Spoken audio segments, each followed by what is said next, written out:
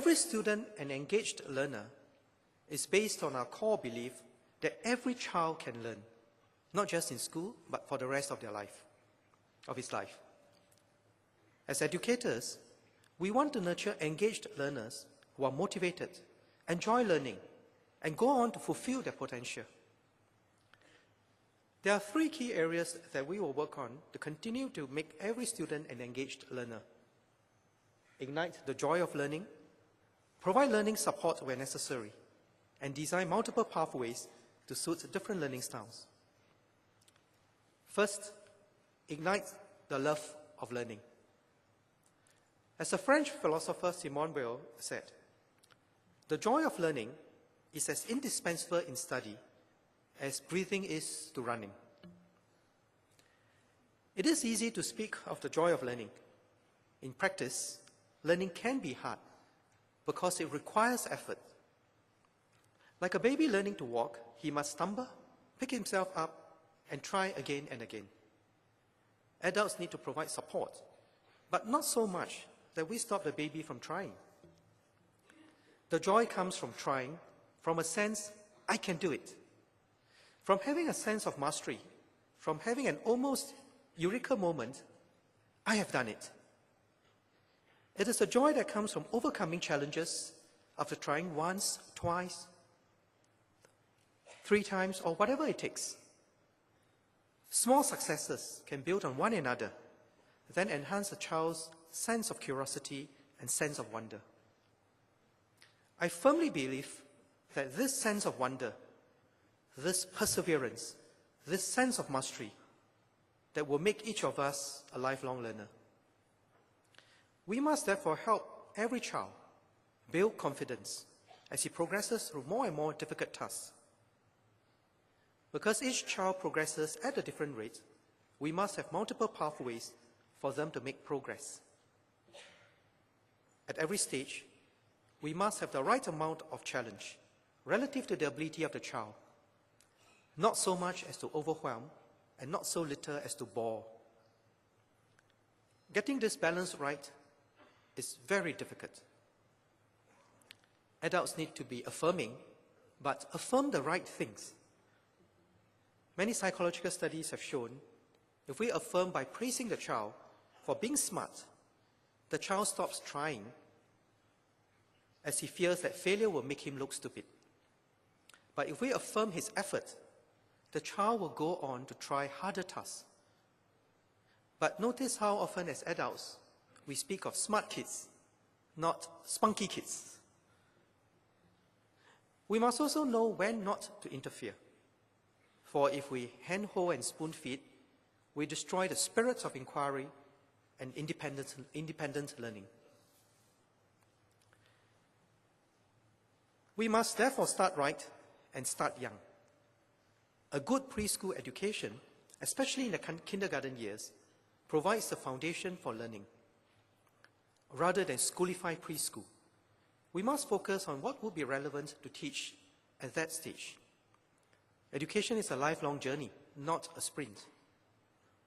Preschool should use play to stimulate the learning of languages and social-emotional skills. It should be purposeful and fun, invoke a sense of curiosity, and seed a love for learning. Similarly, the primary school years will start with active learning, incorporating many elements of play. Our program for active learning, or PAL, for P1 and P2 students, using art, music, and physical activities, and our Stellar program are significant innovations. They are enabling our students to build the right foundation in creative and enjoyable ways. Now, some parents are asking, what should be learned at kindergarten? What should a child entering primary 1 be able to do? Do primary schools stream and rank children according to their abilities? MOE will address the interface between kindergarten and early primary school years in detail when we issue guidelines on the curriculum framework for preschool by the end of the year. Our goal is clear. Help our children build a good, age-appropriate foundation, stimulate their curiosity, and develop their sense of confidence. On streaming in P1, our policy is clear. There should not be streaming or examinations at that stage. The pace of teaching should also be guided by the syllabus and not by how much the children already know. Otherwise, we will have an upward spiral where overteaching in the classrooms results in parents over-preparing their children before P1, which will in turn lead to further overteaching.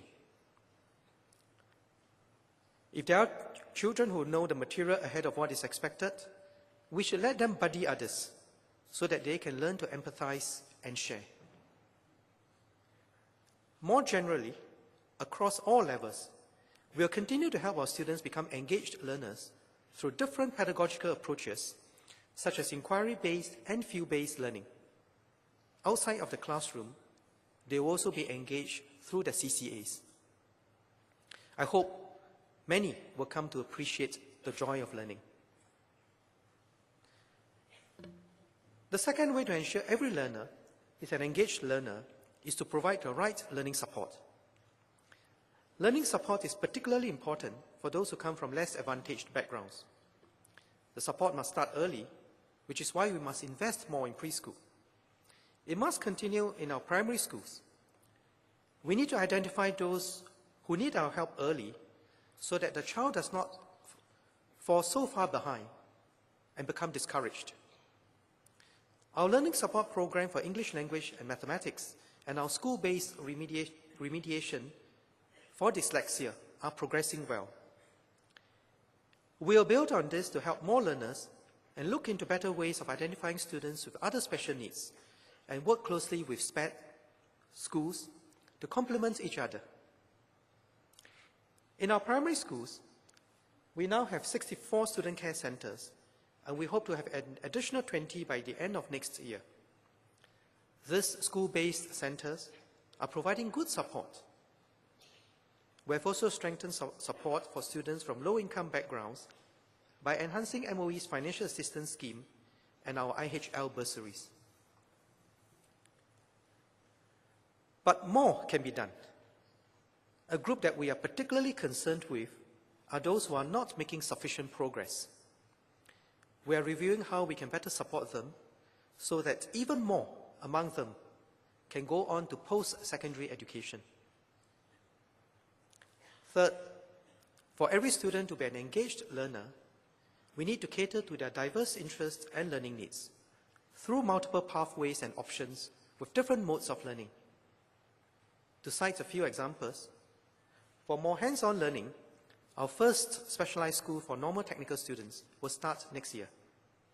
Crest Secondary School will have a customized curriculum and partnerships with ITE. The second school will start in 2014. For NA students, the Polytechnic Foundation program will commence next year. There will also be more places in the ITE Direct Entry Scheme. More schools will also be offering the integrated program from next year. At the system-wide level, we're seeing more pathways. Our polytechnics and ITE remain the gems of our system and signal our commitment to enabling every student to succeed according to the way he or she learns best. Next year, ITE College Central will open its brand new campus in Ang Mo Kio, completing the transformation of ITE to one ITE system, 3 colleges. UniSIM and SIT will be our 5th and 6th publicly funded universities with applied and professional pathways. There will also be many more part-time courses across our system to support continuous education for adult learners. All this provide opportunities for engaged learners throughout their lives. To see how our institutions are providing opportunity, consider Vignesh. Vignesh attended ITE College West, where he graduated with a higher NITEC in mechanical engineering. Though he did well enough to have gone to a polytechnic, he chose to take up ITE's Technical Engineer Diploma in Machine Technology and joined the Singapore firm immediately after graduation. His group MD had this to say about him. Vignesh surprised us with novel, unthought-of ideas demonstrated immediate flexibility by showing a willingness to run shifts and led a number of productivity improvement projects that yielded impressive results. People like Vignesh reaffirmed that we are doing something right. He's seeking to develop new skills and not just going for qualifications. Employers have told us that they value people like him who may not have the best academic results but have a holistic set of skills.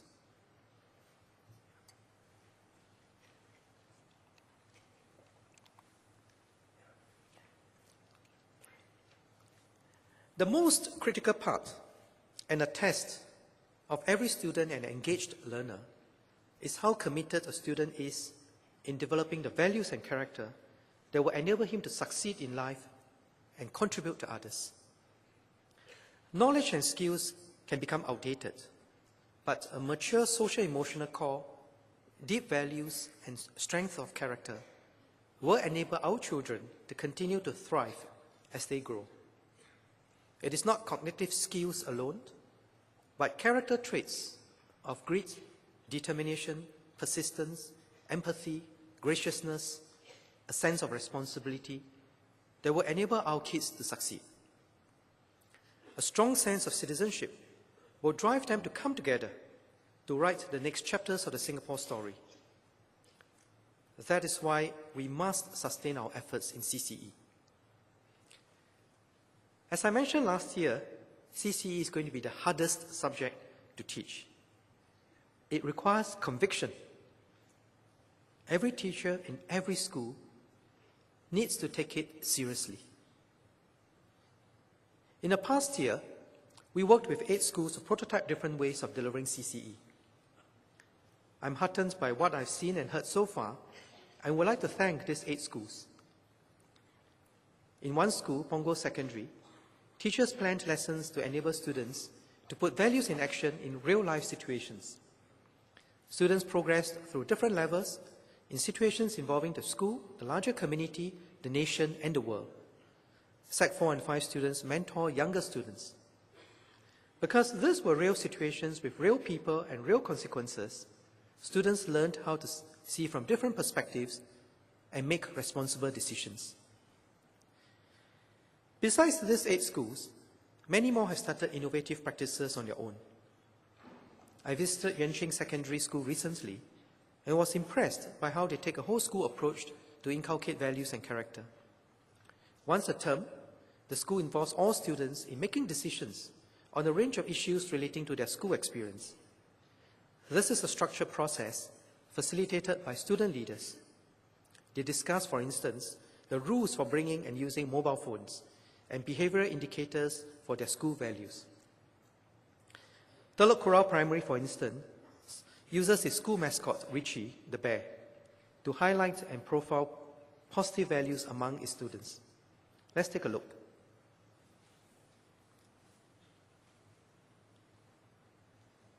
Let's take a look at the video.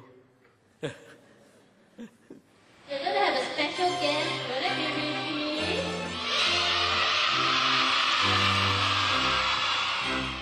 Richie is actually an iconic representation of our school values. He embodies all our 6 core values. Values education program in our school is integrated and infused across the various disciplines in school, and we provide various contexts for students to experience values in action. Within the formalized curriculum for values education lessons, students are given the opportunity through teachers' facilitation, questioning techniques and all that to reflect upon themselves, to think through their behaviors and actions and how they can make progress. Students are also given opportunities to acknowledge and affirm their friends for good behavior through the Catch Them Doing Right initiative.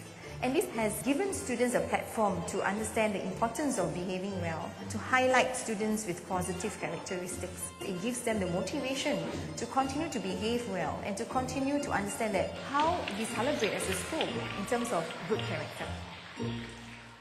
Sikyong always settles arguments like when I quarrel with my group about who to do the work. I like helping people because friendship and happiness are important to me. And I can get them when I help people. One day I like to be like Sikyong. He's very friendly. I want to be like that. my daughter has gotten some awards from the school, and this has really, boosted her confidence and it made learning enjoyable. And I can also see the transformation in her, that she has grown up to be a big elder sister, guiding the younger ones at home and helping out with the household programs and etc. It really helps to build a strong foundation for her to prepare her for her teenage days coming forward, and that is something that is very invaluable to us.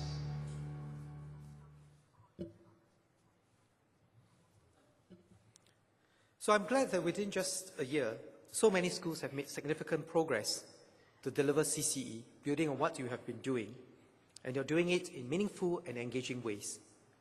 No one is sitting still. I'm told that principals too have been personally observing CCE lessons, and I'm heartened by our school leaders' personal commitment.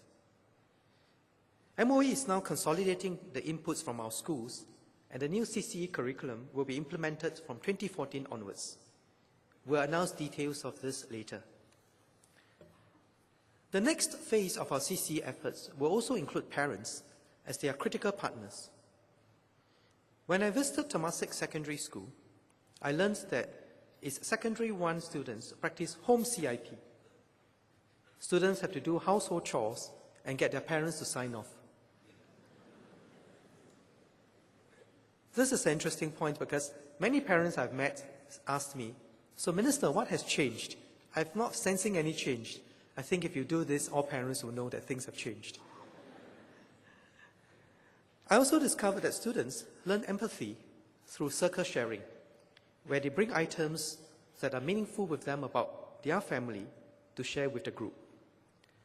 One student, Jinsen, showed his school bag, which he had been using for over a year. I was surprised that it looked brand new. And in fact, the bag had been bought by his mother much earlier, but he could not bear to use it because he wanted to use his old bag until it was completely worn out. And he hoped that for his new bag, he could use it till he finished secondary school. So he explained to us that his mother had saved up money with great difficulty to buy the bag. He appreciated the mother's love, and he appreciated the family circumstances. So it's wonderful to have such appreciative kids. In another session, a boy brought, by the way, that's Jinsen on the extreme right with his bag. In another session, a boy brought a soft toy and shared that his soft toy was given to him by his mother, who was then very ill. She told him that it was a way for him to remember her by. Sadly, she passed away soon after. Many students cried after hearing the story. Now, through this sharing, our students learn a thing or two about love and empathy, about care for the family, and care for other people. These are deep and powerful lessons. So in the coming years, we will continue deepening the social-emotional learning of our students.